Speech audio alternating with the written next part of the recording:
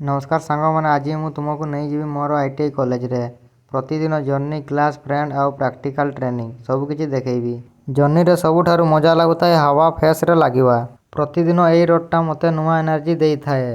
ITI life रे सबुदिन शिखिबा गोटे नुआ स्टेप आउ एई स्टेप ही हमको गोटे दिन सक्सेस को नहीं जीवो। कॉलेज को जीवा रास्ताटा बहुत स्पेशल सबुठारु अलगा फील दे थाए। मु एबे पहुंची गली आईटीआई गेट को। यही गेटटा गोटे एंट्री नुहे ये होची सपनर द्वार।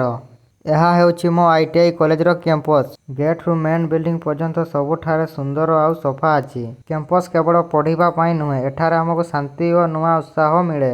हमरो फास्ट प्रैक्टिकल थिला तो आमे एबे जाउछु वर्कशॉप को। यह हेउची मो आईटीआई वर्कशॉप। एठारे प्रत्येक टूल मेसिन और सामग्री रखा जाइछि जहा द्वारा हमें प्रैक्टिकल स्किल शिखु। वर्कशॉप रे समस्ते मिसी काम करूछंती। डिसिप्लिन शिखिबा पाई एठारे सुजोग मिले। केवल पर्सनल स्किल नुहे मिसिकी काम करिबा अनुभव मध्य मिले। एठारे काम संपूर्ण करिबा परे निज स्किल देखिबाकू मिले। एई वर्कशॉप रे प्रतिदिन नुआ चैलेंज और अपॉर्चुनिटी आसी थाए। वर्कशॉप रे काम परे एही स्मॉल ब्रेक हमको रेस्ट और एनर्जी दिए। आज आम लंच रे थिला आलू भजा और परोठा। लंच केवल खाइबा नुहे यह सांग मानक सब आलोचना और हसी मजा पाई मध्य।